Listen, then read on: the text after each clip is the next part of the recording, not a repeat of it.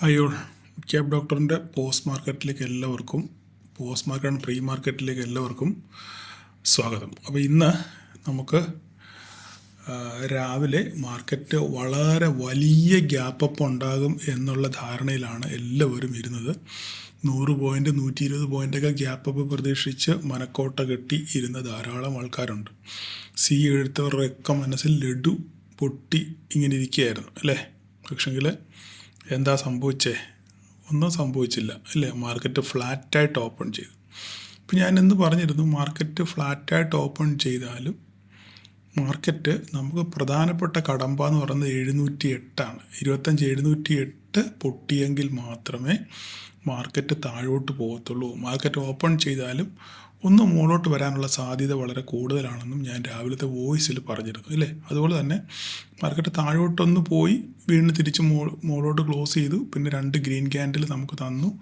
25,783 മുകളിലോട്ട് ബ്രേക്ക് ചെയ്യാൻ വേണ്ടി ഒരു ശ്രമം നടത്തി. പക്ഷേ നേരെ വീണ്ടും തിരിച്ചൊരു സെല്ലിംഗ് പ്രഷർ വന്ന് താഴെ പോരുന്നു അല്ലേ. അപ്പോഴും ഞാൻ പറഞ്ഞു, നമ്മുടെ പ്രധാനപ്പെട്ട ലൈൻ 708 ഈ 708 ബ്രേക്ക് ചെയ്ത് സസ്റ്റെയിൻ ചെയ്യുകയാണെങ്കിൽ മാത്രമേ മാർക്കറ്റ് താഴെ പോകത്തുള്ളൂ. ഇല്ലെങ്കിൽ മാർക്കറ്റ് ഇവിടുന്ന് അപ്സൈഡിലോട്ട് പോകുമെന്ന് പറഞ്ഞു. നമുക്ക് സൂപ്പർ ഒരു പ്രൈസ് ആക്ഷൻ നമുക്ക് കിട്ടി ഇവിടെ ഇല്ലേ. എങ്ങനെയാണ് പ്രൈസ് ആക്ഷൻ? മാർക്കറ്റ് താഴെ വന്നു, സപ്പോർട്ട് എടുത്തു, ഇതിന് ശേഷം റിജക്ഷൻ ക്യാൻഡിൽ ഇത് ഇല്ലേ. ഈ റിജക്ഷൻ ക്യാൻഡിലിൽ ട്രേഡിന് കയറിയവർ, ഈ റിജക്ഷൻ ക്യാൻഡിൽ കണ്ട് ട്രേഡിന് കയറിയവർക്ക് ചെറിയ സ്റ്റോപ്പ് ലോസ് മാത്രമേ ഉള്ളൂ. ഇവിടുന്ന് ഒരു നല്ല ഓപ്പർച്യൂണിറ്റി ഉണ്ടായിരുന്നു. ഇനി ഈ ക്യാൻഡിൽ കയറിയില്ല, കൺഫർമേഷൻ, ഈ ഗ്രീൻ ക്യാൻഡിലിന് വേണ്ടി കൺഫർമേഷന് വേണ്ടി നമ്മൾ നോക്കിയിരുന്നു അല്ലേ. നോക്കിയിരുന്നു കഴിഞ്ഞാലും ചിലപ്പം സ്റ്റോപ്പ് ലോസ് വലുതായതുകൊണ്ട് ചിലപ്പോൾ വിട്ട് കളഞ്ഞു കാണും. പക്ഷെങ്കിൽ അപ്പോൾ ഇവിടെ ഈ ഫസ്റ്റ് ക്യാൻഡിൽ, ഈ റിജക്ഷൻ ക്യാൻഡിൽ കയറിയവർക്ക് ഒരു കൺഫർമേഷൻ കിട്ടി. എന്താണ്? റീടെസ്റ്റ്. നിങ്ങൾ നോക്കിക്കേ, ശരിയല്ലേ ഞാൻ പറഞ്ഞേ? കൺഫർമേഷൻ കിട്ടിയവർക്ക് എന്ത് കിട്ടി? റീടെസ്റ്റ് കിട്ടി. റീടെസ്റ്റ് കിട്ടിയപ്പോൾ നമുക്കൊരു ട്രേഡിനകത്തിൽ എൻട്രി എടുക്കുമ്പോൾ റീടെസ്റ്റ് കിട്ടുകയാണെന്നുണ്ടെങ്കിൽ എന്തായിരിക്കും? അതൊരു ഡബിൾ കൺഫർമേഷൻ ആയിരിക്കും. മാർക്കറ്റ് അവിടെ നിന്ന് അപ്സൈഡ് പോകാനുള്ള സാധ്യത വളരെ കൂടുതലാണെന്നാണ് ഈ റീടെസ്റ്റ് കൊണ്ട് നമ്മൾ അർത്ഥമാക്കുന്നത് അല്ലേ. ഈ റിജക്ഷൻ ക്യാൻഡിൽ കയറിയവർക്ക് ഓക്കെ അല്ല, ഈ അടുത്ത ക്യാൻഡിൽ കൺഫർമേഷൻ വേണ്ടി വെയിറ്റ് ചെയ്തു, അത് വലിയ ഗ്രീൻ ക്യാൻഡിലായി പോയി, അപ്പോൾ അവിടെ നമുക്ക് എൻട്രി കിട്ടിയില്ല. അപ്പോൾ പിന്നെ അടുത്തതൊരു വീണ്ടും ഒരു റീടെസ്റ്റ് കിട്ടി ഇല്ലേ. റീടെസ്റ്റ് കിട്ടി കഴിഞ്ഞപ്പോൾ നമുക്ക് അവിടെ ചാടിക്കയറാനുള്ള അവസരം ഉണ്ടായിരുന്നു. അങ്ങനെ എൻട്രി എടുത്തവർക്ക് നല്ലൊരു ടാർഗറ്റ് 25,836 വരെ, 708 മുതൽ 836 ഏകദേശം ഒരു 120-125 പോയിൻറ്റിൻ്റെ ഒരു റാലി നമുക്ക് അല്ല ഇവിടെ വരെ മതി. ഈ 2 ക്യാൻഡിൽ കിട്ടിയാൽ മതി. 100 പോയിൻറ്റിനടുത്ത് നമുക്ക് സുന്ദരമായിട്ട് കിട്ടി അല്ലേ. അതിനുശേഷം വീണ്ടും വന്ന് റീടെസ്റ്റ് ചെയ്ത്, എവിടെയാണ് റീടെസ്റ്റ് ചെയ്തത്? എവിടെയാണോ മാർക്കറ്റ് ഓപ്പൺ ചെയ്ത് അവിടെ വന്ന് റീടെസ്റ്റ് എടുത്ത് വീണ്ടും മാർക്കറ്റ് മുകളിലോട്ട് പോയി. ശരിയല്ലേ പറഞ്ഞത്? അപ്പം ഇവിടെ ഇത്രയും കഴിഞ്ഞതിന് ശേഷം ഇവിടെ എത്തിയപ്പോൾ ഞാൻ പറഞ്ഞു, ഇതിനകത്തൊരു പാറ്റേൺ കാണുന്നുണ്ട് ഇല്ലേ. ഒരു പാറ്റേൺ കാണുന്നുണ്ടെന്ന് പറഞ്ഞ് നമ്മൾ ഇങ്ങനൊരു പാറ്റേൺ നമ്മൾ വരച്ചിട്ടായിരുന്നു ഇല്ലേ. ഇത് പലരും ഇത് W ആണെന്ന് പറഞ്ഞ് മെസ്സേജ് ഇട്ടായിരുന്നു. പക്ഷേ ഇത് W ഒന്നുമല്ല, ഇതൊരു ഫോർമേഷനാണ്. ഒരു ഇൻവേർട്ടഡ് ഹെഡ് ആൻഡ് ഷോൾഡറിൻ്റെ ഒരു ഫോർമേഷനാണ് നമ്മൾ ഈ കാണുന്നത്. അപ്പോൾ അത് ഇന്ന് കറക്റ്റായിട്ട് അത് കംപ്ലീറ്റ് ആയി. ഇന്നലെ 9-ാം തീയതി തുടങ്ങിയതാണ്. 9-ാം തീയതി തുടങ്ങി, അത് ഇന്ന് 11-ാം തീയതി ആ സംഭവം അവസാനിച്ചു. കറക്റ്റായിട്ട് നമ്മൾ നോക്കിയാൽ മനസ്സിലായി. ഞാൻ ഗ്രൂപ്പിൽ ഞാൻ കാണിക്കാം. ഗ്രൂപ്പിൽ നമ്മളിത് ഇവിടെ ഈ മാർക്കറ്റ് ഇവിടെ എത്തിയപ്പോഴാണ് നമ്മളിത് വരച്ചിട്ടത് അല്ലേ. എത്തിയതിന് ശേഷം ഇങ്ങനൊരു ഫോർമേഷൻ ഉണ്ടാകാനുള്ള സാധ്യത ഉണ്ടെന്ന് നമ്മൾ ഗ്രൂപ്പിൽ പറഞ്ഞു. അതിനുശേഷം മാർക്കറ്റ് നല്ല രീതിയിൽ അത് ക്ലോസിങ് കിട്ടി. ഇതേ പോയിന്റ്, അതായത് നോക്കിക്കേ, ഞാൻ വരച്ചത് ഇച്ചിരി വരച്ചെങ്കിലും ഇവിടെയാണ് അതിൻ്റെ സ്റ്റാർട്ടിങ് വരേണ്ടത്. ഈ പോയിന്റിൽ കറക്റ്റ് ആ പോയിന്റ് വന്നു, നേരെ തിരിച്ചു വന്നു. അതേ പോയിന്റ് ഇതാ നോക്കിക്കേ, ഇതേ പോയിന്റ് തന്നെ ഇവിടെ, ഈ പോയിന്റ് തന്നെയാണ് ഇവിടെ. വന്ന് വീണ്ടും അടുത്ത ഷോൾഡർ ഉണ്ടാക്കി അതേ പോയിന്റ് തന്നെ വന്നു. കണ്ടല്ലോ അവിടെ വന്നു. അപ്പോൾ ഈ കറക്റ്റ് ഞാനിവിടെ മുട്ടിച്ച്, ഈ നമ്മുടെ റിസൾട്ട്സ് ലൈനിൽ മുട്ടിച്ച് വരച്ചെന്ന് മാത്രമേ ഉള്ളൂ. പക്ഷേ കറക്റ്റ് പോയിന്റ് ഇവിടെയാണ്. ഇവിടെ വന്നു, ഇങ്ങനെ വന്നു, നേരെ വന്നു, അതേ പോയിന്റ് തന്നെ എത്തി, വീണ്ടും അതേ പോയിന്റ് എത്തി, ക്ലോസ് ചെയ്തു. അപ്പോൾ ഇനി നാളെ എന്താ സംഭവിക്കുന്നത്? അപ്പോൾ നിങ്ങൾക്ക് പ്രൈസ് ആക്ഷൻ മനസ്സിലായല്ലോ. ഓക്കെ, അവസരങ്ങൾ ധാരാളം ഉണ്ടായിരുന്നു. ഇവിടെ ഞാൻ ഉള്ളി പറഞ്ഞാൽ ഇത് ഇനിയിപ്പോൾ കൂടുതൽ പറയേണ്ട കാര്യമില്ല. എന്നും ഒന്നിങ്ങനെ പറഞ്ഞ് തരാൻ ഞാൻ ഓരോ ദിവസവും എല്ലാ വീഡിയോക്കകത്തിലും ഞാൻ ഇത് എക്സ്പ്ലെയിൻ ചെയ്യാറുണ്ട്. കാരണം പലരും ഈ വീഡിയോ കാണുന്നത് പിന്നെന്താണ് ഓടിച്ചിട്ടാണ് വീഡിയോ കാണുന്നത് നിങ്ങൾ ആദ്യം ഒരു കാര്യം മനസ്സിലാക്കണം. ഞാൻ ഈ വീഡിയോ ചെയ്യുന്നത്, ഈ വീഡിയോയുടെ ആയുസ് എത്ര നേരമാണ്? ഇന്ന് നാളെ ഒരു ദിവസത്തേക്ക് മാത്രമേ ഉള്ളൂ ഈ വീഡിയോയുടെ ആയുസ്. നമ്മൾ ഈ കുക്കിംഗ് ചാനൽ ചെയ്യുന്ന പോലെ, അല്ലെ ട്രാവൽ ബ്ലോഗ് ചെയ്യുന്ന പോലെ പിന്നെയും ആൾക്കാർ വേറെ ദിവസങ്ങൾ കാണും എന്നുള്ള പ്രതീതി നമുക്ക്, അല്ല, ഒരു വിശ്വാസം നമുക്കില്ല. കാരണം എന്താണ്, ഇതിൻ്റെ ആയുസ് ഇന്ന് മാത്രമേ ഉള്ളൂ. നാളെ ഒരു ദിവസത്തെ ആയുസേ ഉള്ളൂ ഈ ഒരു വീഡിയോയ്ക്ക്. പിന്നെ ഈ വീഡിയോ ആരും കാണത്തില്ല. മനസ്സിലായല്ലേ പറഞ്ഞു? അപ്പം നിങ്ങൾ കാണുന്നവർ പലരും സബ്സ്ക്രൈബ് ചെയ്യാതെ ഇത് കാണുന്നത്. ഇപ്പം സബ്സ്ക്രൈബ് ചെയ്തിട്ടില്ലെന്നുണ്ടെങ്കിൽ നിങ്ങൾ ദയവായി സബ്സ്ക്രൈബ് ചെയ്യാൻ ശ്രമിക്കുക. ജസ്റ്റ് ഒരു ലൈക്ക്, കമൻറ്റ് വേണം. നിങ്ങൾക്ക് ഇഷ്ടമുള്ള, നിങ്ങൾക്ക് ഗുണമുണ്ടെങ്കിൽ മാത്രം നിങ്ങൾ കമൻറ്റ് ഇട്ടാൽ മതി. കാണുന്നവർ ജസ്റ്റ് ഒരു ലൈക്കെങ്കിലും അടിച്ചു പോകാം. ഞാൻ എപ്പോഴും എൻ്റെ വീഡിയോക്ക് അതിലെങ്കിൽ ലൈക്ക് ചെയ്യുകയോ സബ്സ്ക്രൈബ് ചെയ്യുകയോ കമൻറ്റ് ചെയ്യുകയോ ഒന്നും പറയാറില്ല. അതിനാവശ്യം ഉണ്ടെന്ന് എനിക്ക് തോന്നിയിട്ടില്ല. പക്ഷേ ഇപ്പോൾ ഇന്നലെ ഞാൻ അനലിറ്റിക്സ് എടുത്ത് നോക്കിയപ്പോഴാണ് എനിക്ക് മനസ്സിലാകുന്നത് ഇത് പലരും സബ്സ്ക്രൈബ് ചെയ്യാതെ ഒക്കെയാണ് കാണുന്നത്. അപ്പോൾ നിങ്ങളുടെ ഇഷ്ടം. ഓക്കെ, ഞാൻ വെറുതെ നമ്മൾ എല്ലാവരെയും കൂട്ട്, നമ്മൾ എല്ലാ യൂട്യൂബർമാരുടെയും കൂട്ട് ഞാനങ്ങനെ എന്താ പറയുന്നത്, അങ്ങ് കാലേ വീണ് അയ്യോ സബ്സ്ക്രൈബ് ചെയ്യുമോ ലൈക്ക് ചെയ്യുമോ കമൻറ്റ് ചെയ്യുമോ, അതിൻ്റെ ആവശ്യമില്ല. പോട്ടെ, നിങ്ങൾക്ക് ഇഷ്ടമുണ്ടെങ്കിൽ ചെയ്യുക, അത്രയേ ഉള്ളൂ, വിട്ടുകളാ, പോട്ടെ. അപ്പോൾ നമുക്ക് മാർക്കറ്റ് എന്ത് ചെയ്തു? ഇവിടെ നിന്ന് ക്ലോസിങ് കിട്ടി. ഇനിയിപ്പോൾ നാളെ എന്താണ് ഇതിൻ്റെ ബാക്കി പത്രം? ഇവിടെ 2 സംഭവമാണ് നടക്കാൻ പോകുന്നത്. ഓക്കെ, അതിന് മുന്നേ നമുക്ക് ഡേ ക്യാൻഡിലോട്ടൊന്ന് വന്ന് നോക്കാം. ഡേ ക്യാൻഡിലോട്ട് വന്നു കഴിഞ്ഞാൽ നിങ്ങൾക്ക് മനസ്സിലാവും. കണ്ടോ, ഡേ ക്യാൻഡിൽ ഇന്നലത്തിന് എൻഗൾഫിംഗ് അല്ല, എൻഗൾഫിംഗ് എന്ന് പറയാൻ പറ്റത്തില്ല, എങ്കിലും ഓൾമോസ്റ്റ് എൻഗൾഫിംഗ് ആണ്. എൻഗൾഫ് ചെയ്യുന്ന ഒരു ക്യാൻഡിലാണ് ഇവിടെ വന്നേക്കുന്നത്. ഓക്കെ, അപ്പം ഒരു നല്ലൊരു ബുള്ളിഷ് സെറ്റപ്പോട് കൂടെ നമ്മൾ ഇന്നലെ പറഞ്ഞ ഈ പോയിൻ്റ് 25,730 താഴെ ഡേ ക്യാൻഡിൽ ക്ലോസ് ചെയ്യണം. ഈ പ്രീവിയസ് ലോയുടെ താഴെ ക്യാൻഡിൽ ക്ലോസ് ചെയ്തെങ്കിൽ നമുക്കൊരു ഫർദർ ഡൗൺ സൈഡ് ഉള്ളൂ, ഇല്ലെങ്കിൽ അപ്പ് സൈഡ് പോകുന്നൊക്കെ നമ്മൾ ഇന്നലെ സംസാരിച്ചായിരുന്നു ഇല്ലേ? അപ്പോൾ ഇന്ന് കറക്റ്റായിട്ട് അതിൻ്റെ മുകളിൽ തന്നെ സപ്പോർട്ട് എടുത്ത് മാർക്കറ്റ് ക്ലോസ് ചെയ്തു. ക്ലിയർ? അപ്പോൾ ഇനിയിപ്പം ബാക്കി അപ്പുറത്ത് പറയാം. ക്ലോസ് ചെയ്തല്ലോ, നമുക്ക് ഇനി 26,000 കടന്നെങ്കിൽ മാത്രമേ നമുക്കൊരു ബുള്ളിഷ് റാലി മോളോട്ട് പ്രതീക്ഷിക്കാൻ പറ്റത്തുള്ളൂ. ബുള്ളിഷ് റാലി നമുക്ക് പ്രതീക്ഷിക്കണം എന്നുണ്ടെങ്കിൽ 26,000. അതിന് നമുക്ക് മറ്റേ അപ്പുറത്തോട്ട് പോവാം, അവിടെ അതിൻ്റെ കറക്റ്റ് കാര്യം പറയാൻ പറ്റത്തുള്ളൂ. ഇനി ഇവിടെ നമുക്ക് നോക്കേണ്ടത്, മാർക്കറ്റ് നാളെ ഗ്യാപ്പ് അപ്പിലാണ് ഓപ്പൺ ചെയ്യുന്നതെങ്കിൽ നമുക്ക് അപ്സൈഡ് പൊട്ടൻഷ്യൽ ഉള്ളത് 26.0 വരെ. നമ്മൾ വളരെ നാളുകളായിട്ട് നമ്മുടെ മനസ്സിൽ കൊണ്ടു നടക്കുന്ന ഒരു പോയിൻ്റാണിത് ഇല്ലേ? 26.0 പറയുന്നത് നമ്മുടെ ഗ്രൂപ്പും വീഡിയോയും കാണുന്ന ഏത് കൊച്ചു കുഞ്ഞിന് പോലും അറിയാം 26.0 പറയുന്ന പ്രത്യേകത ഇല്ലേ? 26.0 പറയുന്നത് പല പ്രാവശ്യം മാർക്കറ്റ് പല പ്രാവശ്യം റെസ്പെക്റ്റ് ചെയ്ത പോയിൻ്റാണ് ഇല്ലേ?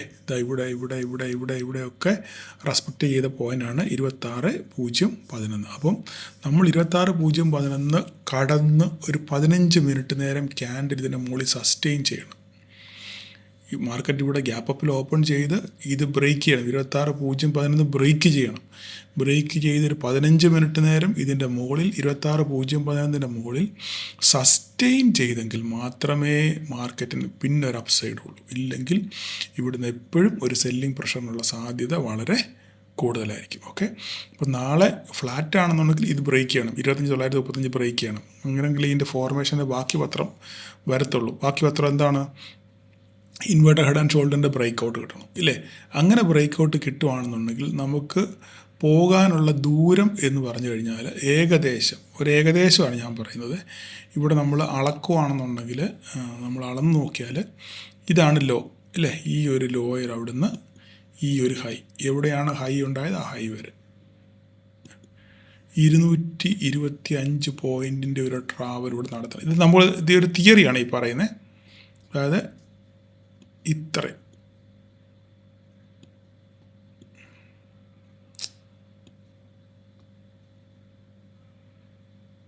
ഓക്കെ. ഈ കറക്റ്റ് നോക്കിക്കേ, പണ്ട് നമ്മൾ വരച്ചിട്ട് വരയുണ്ട് 26,159 കറക്റ്റ് അവിടെ. ഓക്കെ, അങ്ങനെയാണെങ്കിൽ ഈ ഫോർമേഷൻ, ഈ പാറ്റേൺ കംപ്ലീറ്റ് ചെയ്ത് അതിന് ശേഷം ഇതിൻ്റെ കണ്ടിന്യൂഷൻ, ഈ ഫോർമേഷൻ്റെ കണ്ടിന്യൂഷൻ ഉണ്ടാകുകയാണെന്നുണ്ടെങ്കിൽ നമുക്ക് 26,159 വരെ വരണം മാർക്കറ്റ്. ഇത് ബ്രേക്ക് ഔട്ട് നല്ല രീതിയിൽ നടന്നാൽ. ഓക്കെ, ഇത് ബ്രേക്ക് ഔട്ട് നല്ല രീതിയിൽ ഇതിൻ്റെ ഫോർമേഷൻ്റെ ബാക്കി ഭാഗമായിട്ട് ഇതിൻ്റെ ബ്രേക്ക് ഔട്ട് നടന്നാൽ മാർക്കറ്റ് ഇവിടുന്ന് എത്ര ദൂരമുണ്ടോ അത്രയും ദൂരം തന്നെ മുകളിലോട്ട് സഞ്ചരിക്കണം. അതായത് അത് ഏകദേശം 26,159. അതിപ്പോൾ ചിലപ്പോൾ നാളെ ആയിരിക്കും, അല്ലെങ്കിൽ അടുത്ത തിങ്കളാഴ്ച ആയിരിക്കും, എപ്പോഴാണെന്ന് അറിയാൻ പറ്റത്തില്ല. എങ്കിലും അവിടം വരെ ബുള്ളിഷ് സെറ്റപ്പ് 26.011 മുകളിൽ നിലനിന്ന് കഴിഞ്ഞാൽ മാർക്കറ്റ് ഒരു പക്ഷേ ഇവിടം വരെ വരാനുള്ള സാധ്യത വളരെ കൂടുതലാണ്. ഇത് നിങ്ങളുടെ മനസ്സിൽ വെച്ചേക്കുക. ഓക്കെ. ഇനിയല്ല, നാളെ ഫ്ലാറ്റ് ഓപ്പൺ ചെയ്ത് 25,935 കടക്കുന്നില്ല എന്നുണ്ടെങ്കിൽ ഇവിടുന്ന് മാർക്കറ്റ് താഴോട്ട് വരും. താഴോട്ട് വരുന്നുണ്ടെങ്കിൽ ഇതിൻ്റെ കൺഫർമേഷൻ എവിടെയാണ്? 25,836 പൊട്ടണം. 25,836 പൊട്ടിയാൽ സാധനം നേരെ താഴോട്ട് വരും. സപ്പോർട്ട് എടുക്കാനുള്ള ഏരിയ വീണ്ടും ഈ 25,708 ആയിരിക്കും. അതുകൊണ്ട് ഈ 25,708 നിങ്ങളുടെ മനസ്സിലിരിക്കുക. 26,011 മനസ്സിലിരിക്കുക. ഓക്കെ.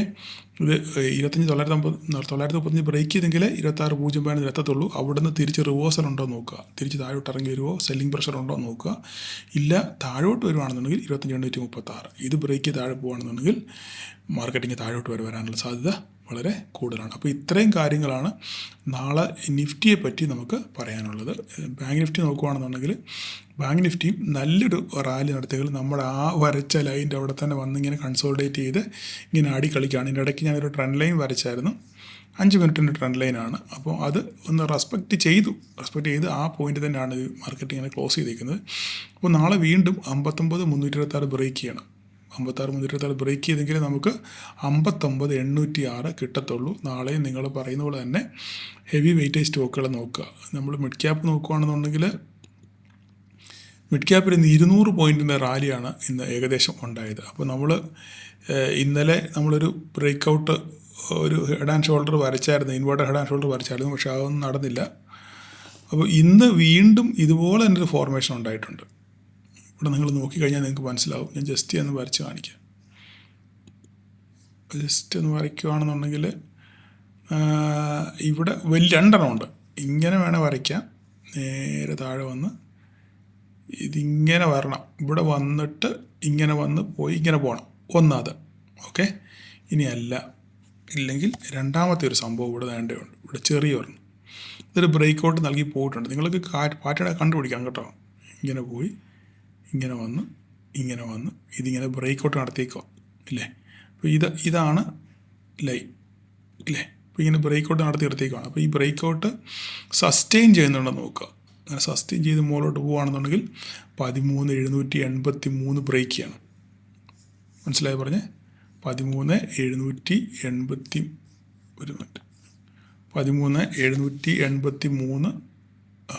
ബ്രേക്ക് ചെയ്യണം. ബ്രേക്ക് ചെയ്ത് മുകളിലോട്ട് പോയെങ്കിൽ നമുക്ക് ഫർദറായിട്ട് നമുക്ക് അപ്സൈഡ് ഉള്ളൂ. ഇതിൻ്റെ ലെവലുകളൊക്കെ നിങ്ങളുടെ കയ്യിൽ ഇരിപ്പുണ്ട്. കൂടുതൽ ഞാൻ പറയേണ്ട കാര്യമില്ല.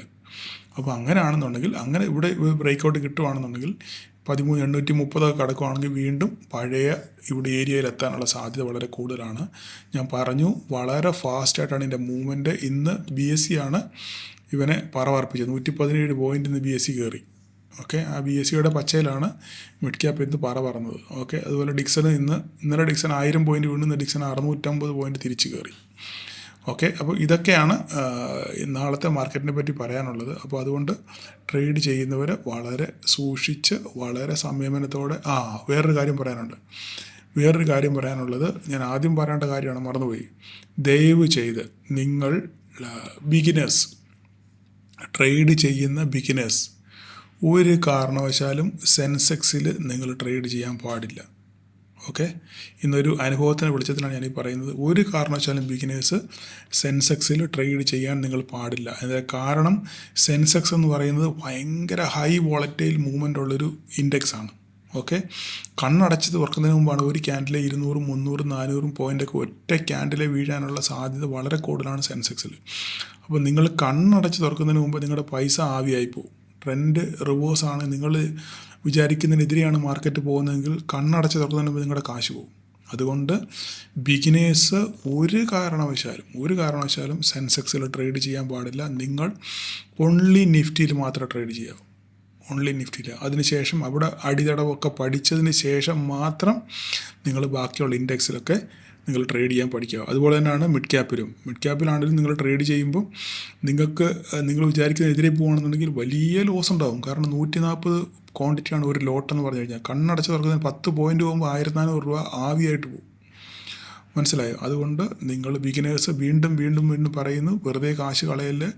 സെൻസെക്സിൽ നിങ്ങൾ ഒരു കാരണവശാലും നിങ്ങൾ ട്രേഡ് ചെയ്യാൻ പാടില്ല. ഓക്കെ. ഇതൊരു വാർണിംഗ് ആയിട്ട് കണക്ക് കൂട്ടണം. ഇന്നത്തെ ഒരു സംഭവത്തിൻ്റെ അടിസ്ഥാനത്തിലാണ് ഞാനീ പറയുന്നത്. ഓക്കെ. അതുകൊണ്ട് എല്ലാവരും കാത്തിരുന്ന് എൻട്രി എടുക്കാൻ ശ്രമിക്കുക. നിങ്ങളുടെ എൻട്രി കിട്ടിയില്ലെങ്കിൽ നിങ്ങൾ ട്രേഡ് ചെയ്യേണ്ട.